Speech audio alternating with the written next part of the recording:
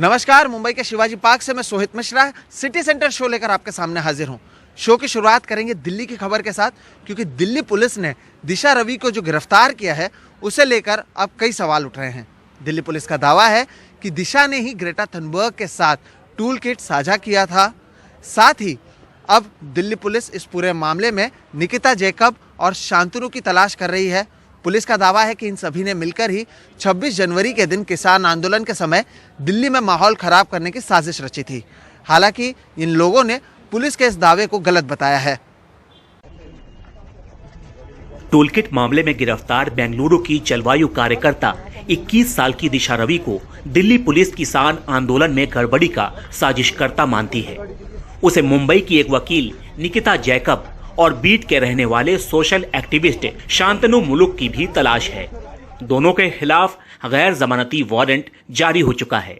निकिता और शांतनु टूलकिट के एडिटर हैं। निकिता जैकब और शांतनु के लिए क्योंकि वे नहीं मिल पा रहे हैं और NPW जो है वो इशू कराए गए हैं और बाकी इन्वेस्टिगेशन अभी प्रोग्रेस में है। दिल्ली पुलिस का कहना है कि वो 4 दिन पहले यहाँ पर आए थे। वहाँ पर निकिता जैकब से उन्होंने घर पे आए, उनसे मिले, उनके जो इलेक्ट्रॉनिक गैजेट्स है वो उन्होंने जब्त किया। पूछताछ नहीं कर पाए क्योंकि शाम हो गई थी, तो उन्होंने कहा कि वो दूसरे दिन आएंगे। लेकिन जब दूसरे दिन यहाँ पर दिल्ली पुलिस आई तब उनका कहना है कि निकिता जैकब घर पे नहीं मिली, उसके बाद से वो फरार थी। निकिता की वकील का कहना है कि कानूनी संरक्षण की गारंटी के बाद वो पेश होगी। निकिता ने हाई कोर्ट में अरेस्ट वारंट के खिलाफ अपील भी कर रखी है, जिस पर मंगलवार को सुनवाई है। केस रजिस्टर हुआ है दिल्ली में। निकिता मुंबई में रहती है। ऐसे में निकिता सही तरीके से अपना पक्ष नहीं रख सकती। दिल्ली जाने से पहले वो गिरफ्तार हो सकती है। इसीलिए हमने माननीय अदालत से इंटरिम प्रोटेक्शन मांगा है। शांतनु महाराष्ट्र के बीड का रहने वाला है। उसकी तलाश में दिल्ली पुलिस की एक टीम बीड में भी पूछताछ कर चुकी है। उसके खिलाफ भी गैर जमानती वारंट जारी करवाया है। शांतनु मुल्क की मां का कहना है कि उसका बेटा किसान आंदोलन का समर्थक है। उसे किसानों के प्रति बहुत सहानुभूति है, पर्यावरण के लिए चिंता करता है। पेड़ काटे जा रहे हैं, नदी रोक रहे हैं, इस पर बोलता रहता था। किसान आंदोलन को उसका समर्थन था। हम भी किसान आंदोलन का समर्थन करते हैं, इसमें क्या गलत है। उधर दिल्ली पुलिस का दावा है कि 26 जनवरी को टूलकिट के जरिए हिंसा फैलाने की बड़ी साजिश की गई। उसने बाकायदा एक टाइमलाइन और किरदारों की सूची बना डाली है। 6 दिसंबर को दिशा रवि ने एक व्हाट्सएप ग्रुप बनाया जिसमें शांतनु और निकिता समेत कई लोग जुड़े। 11 जनवरी को जूम पर एक मीटिंग हुई। इस मीटिंग में खालिस्तानी संगठन पोएटिक जस्टिस फाउंडेशन के प्रमुख M.O. धालीवाल भी शामिल थे। ये सभी कनाडा की एक महिला पुनीत के जरिए जुड़े। इस मीटिंग में ही टूलकिट बनाने के लिए कहा गया। ये टूलकिट कुछ लोगों को निजी तौर पर भेजी जानी थी। ग्रेटा को टूलकिट दिशा ने टेलीग्राम पर भेजा, लेकिन गलती से ये टूलकिट ग्रेटा ने अपने ट्विटर अकाउंट पर अपलोड कर दिया। दिशा की जो friend for Friday for future नामक पर्यावरण आंदोलन से जुड़ी है, उसने ही ग्रेटा थनबर्ग को टेलीग्राम पर यह टूलकिट भेजी है। शुरुआती जांच में यह भी बात पता चल रही है कि फोन का काफी डेटा डिलीट किया जा चुका है और दिशा के टेलीग्राम चैट से यह भी बात पता चलती है कि 3 फरवरी को ओनर्स राइट लेकर टूलकिट डॉक्यूमेंट से जुड़े अकाउंट और लिंक हटा दिए गए हैं। पुलिस मलेशिया के एक शख्स पीटर फ्रेडरिक का भी जिक्र कर रही है, जो तय कर रहा था कि डिजिटल स्टॉर्म में किसे हैशटैग करना है, किसे फॉलो करना है और कब क्या ट्वीट करवाना है। पीटर पर साल 2005 से सुरक्षा एजेंसियां नजर बनाए हुए हैं, लेकिन अभी तक पुलिस ने जो दावे किए हैं उन दावों के पक्ष में ठोस सबूत नहीं दिखे हैं। टूलकिट केस में पुलिस ने कई सवालों के जवाब दिए, लेकिन कई ऐसे सवाल भी हैं जिनके जवाब अब तक पुलिस नहीं दे पाई है। मसलन, क्या निकिता, शांतनु और दिशा को ये मालूम था कि M.O. धालीवाल खालिस्तानी संगठन से जुड़ा है? पीटर फ्रेडरिक इन लोगों के संपर्क में कैसे आया? मुंबई से अपने सहयोगी सुनील सिंह और दिल्ली से कैमरामैन शशिकांत के साथ मैं मुकेश सिंह, NDTV इंडिया। कृषि कानून के खिलाफ दिल्ली की सरहदों पर किसान आंदोलन को लगभग 3 महीने पूरे होने को आए हैं। दिन ब दिन किसानों की संख्या कम होते जा रही है, तो वहीं किसान नेताओं का कहना है कि एक बुलावे पर किसान वहां आ जाएंगे। ये लड़ाई लंबी चलनी है और ये उनकी रणनीति है। मेरे सहयोगी अक्षय डोंगरे की ये रिपोर्ट।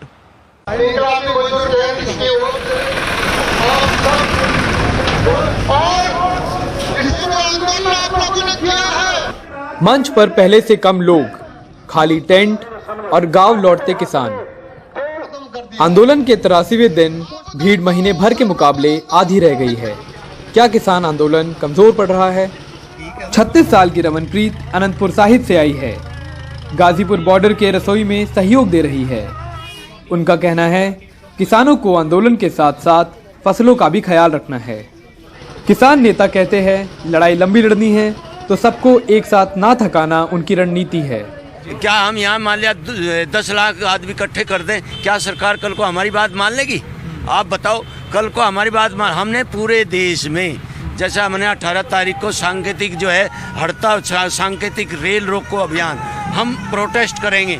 किसान नेता कहते हैं कि उन्होंने आंदोलन का विकेंद्रीकरण कर दिया है। आंदोलन जो था पहले केंद्रित था बॉर्डरों पर, अब जो है सरकार की हठधर्मिता के चलते किसान जथेबंदियों को भी अपनी स्ट्रेटजी जो है वो बदलनी पड़ी। अब किसान आंदोलन हर गांव में, हर मोहल्ले में पहुंच सके, ऐसी योजना है। राकेश टिकैत ने देश भर में महापंचायतों की योजना बनाई है। वो अगले 10 दिन में हरियाणा, महाराष्ट्र और राजस्थान में महापंचायतों में शामिल होंगे। हालांकि पुलिस ने सुरक्षा या बैरिकेडिंग में कोई कटौती नहीं की है। गाजीपुर, टिकरी और सिंघू के प्रदर्शन स्थलों तक जाने वाली सड़कें अभी भी सील है।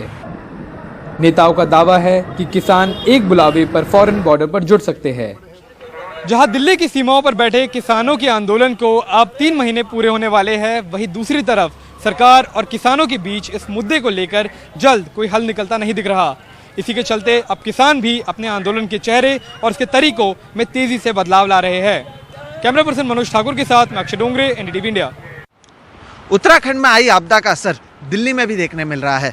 दिल्ली के 2 वाटर ट्रीटमेंट प्लांट में पानी इतना गंदा आ रहा है कि ये प्लांट अपनी क्षमता के मुकाबले 30 से 40% ही काम कर पा रहे हैं। इससे पानी सप्लाई में भी असर पड़ा है। इन दोनों प्लांट में जो पानी है वो हरिद्वार से छूटने वाले अपर गंगा कैनाल से आता है। मेरे सहयोगी शरद शर्मा की ये रिपोर्ट। सर्दी के मौसम में बरसात के समय जैसा पानी। दिल्ली के भागीरथी वाटर ट्रीटमेंट प्लांट में कुछ इस तरह का गंदा पानी मलबा, गाद, कीचड़ और अन्य सामान लेकर आया, जिसके चलते उत्पादन 60% तक प्रभावित हुआ। मैं आपको दिखाता हूं कि पानी किस तरह का आ रहा है इस समय। ये देखिए, ये जो है सीधा गंग नहर से पानी आ रहा है। मैं इस समय भागीरथी वाटर ट्रीटमेंट प्लांट पे हूँ, ग्राउंड जीरो पर हूँ।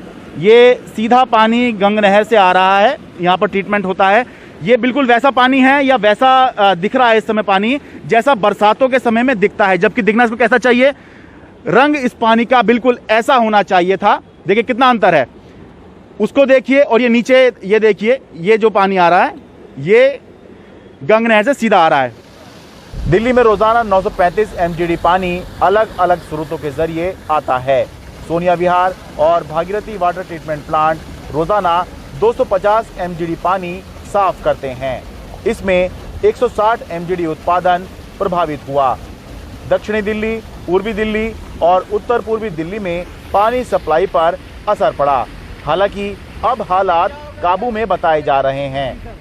इस प्लांट जहां पर हम खड़े हैं, भागीरथी प्लांट, इसकी प्रोडक्शन कैपेसिटी मुझे बताते हुए खुशी है, फिर से 100% पर आ गई है। 100% प्रोडक्शन हो रहा है। सोनिया विहार प्लांट की प्रोडक्शन 80 से 90% के आसपास आज सुबह 10 बजे तक हो गई थी। मुझे विश्वास है कि शाम आते आते वो भी 100% पे काम करेगा और अगले 24 घंटे में सारी जो समस्या थी वो दूर हो जाएगी। इसके बाद हमने गाजियाबाद के मुरादनगर जाकर गंग नहर का जायजा लिया। गंग नहर में पानी बरसात जैसा है, जबकि इन दिनों में पानी बिल्कुल साफ दिखा करता था। यह बहुत ही साफ सुथरी ये नहर मानी जाती है। और सही बात यह है कि आम दिनों में जब हम यहाँ आते हैं, बरसात का अगर समय है तो बात अलग है, लेकिन आम दिनों का अगर समय है तो इतनी साफ़ सुथरी ये दिखती है कि हम डायरेक्ट ही नहर का पानी पी लिया करते हैं, क्योंकि ये बिल्कुल हरिद्वार की गंगा जी से ही गंगा नहर निकल रही है। गंगा नहर की शुरुआत हरिद्वार के हर की पौड़ी से होती है और हरिद्वार, सहारनपुर, मुजफ्फरनगर, मेरठ, गाजियाबाद समेत 12 जिले की 9000 किलोमीटर की भूमि की सिंचाई इससे होती है। अब इसके पानी में गंदगी और गाद का आना बताता है कि पर्यावरण की आपदा कितनी बड़ी हो जाती है। मुरादनगर से Sharad Sharma, NDTV India. City centre में फिलहाल वक्त है एक ब्रेक का। ब्रेक के बाद आपको ले चलेंगे वाराणसी, जहां पर पर्यटन अब तक पटरी पर नहीं आ पाया है।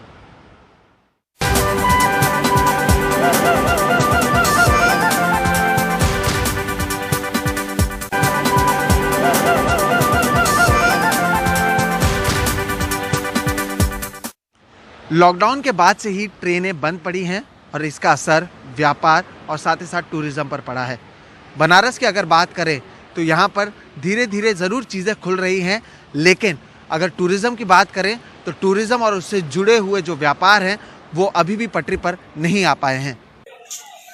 बनारस के दशाश्वमेध घाट पर ये नाविक हर सुबह आने वालों को आवाज़ देते हैं, लेकिन इन्हें यात्री इक्का दुक्का ही मिल पाते हैं। बाकी का पूरा दिन आश्रय में गुजर जाता है। ऐसा इसलिए है कि बाहर से आने वाले सैलानियों का सिलसिला अभी ठीक से शुरू नहीं हुआ है। अभी भी बहुत सारी ट्रेनें बंद हैं। सरकार कम से कम ट्रेन वगैरह चालू करे तो एक अगर पर्यटक आता है तो 40 आदमी को हम लोगों को रोजगार मिलता है। अब पर्यटक ही नहीं आएगा तो हम लोग लोकल लोगों से कितना धंधा कर पाएंगे। घाट पर बैठने वाले पुरोहित और हज्जाम तक परेशान हैं। पहले इनके तख्त भरे रहते थे, अब परिवार का पेट पालना मुश्किल हो गया है। अब देखिए आना जाना तो हर चीज़ चालू हो गया है, हॉल चालू हो गया है, बच्चों का स्कूल चालू होने वाली है। ये अभी तक बाहर के यात्री नहीं आ पा रहे हैं। जब सब कुछ चालू हो गया तो ट्रेन भी चालू कर देना चाहिए। ट्रेन वजह से हम लोग का धंधा सब बहुत कम हो गया है। अच्छा जी, ना ट्रेन चलने से हम लोग व्यस्त रहते हैं और ना रहने पर हम लोग को थोड़ा से दौड़ना धूपना पड़ता है। 2-4 आते हैं तो हम लोग वैसे में हम लोग बाल दाढ़ी अपना गृहस्थी चलाते हैं। महाराष्ट्र से आए थे, तमिलनाडु से आए थे, आंध्रा से आए थे, महाराष्ट्र से थे, दिल्ली बम्बे से लोग आते थे। बाकी इस समय बंद होने से कोई जजमान नहीं आ रहे हैं इसमें। अच्छा, वो लोग आते हैं पिंडदान वाले, तो हम लोग को बार बनता है। अब पिंडदान नहीं होगा तो बार कहाँ से बनेगा। अकेले बनारस कैंट स्टेशन से लॉकडाउन से पहले कुल 118 ट्रेनें गुजरती थी, लेकिन अब 61 ट्रेनें आ जा रही हैं। मुसाफिर भी पहले के मुकाबले कम सफ़र कर रहे हैं।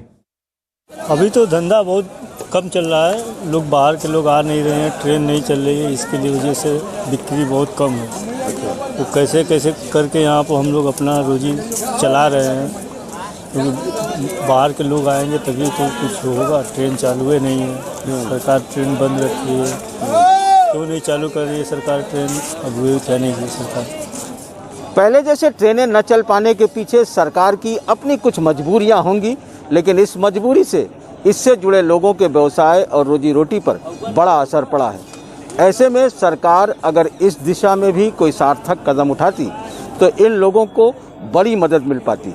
वाराणसी से पुरुषोत्तम के साथ अजय सिंह, एनडीटीवी इंडिया। तो वहीं सिटी सेंटर में आज फिलहाल इतना ही। आप मुझे, मेरे वीडियो जर्नलिस्ट राजेंद्र दयालकर और हमारी पूरी टीम को दीजिए इजाजत। देश और दुनिया की बाकी खबरों के लिए आप देखते रहिए एनडीटीवी इंडिया। नमस्कार।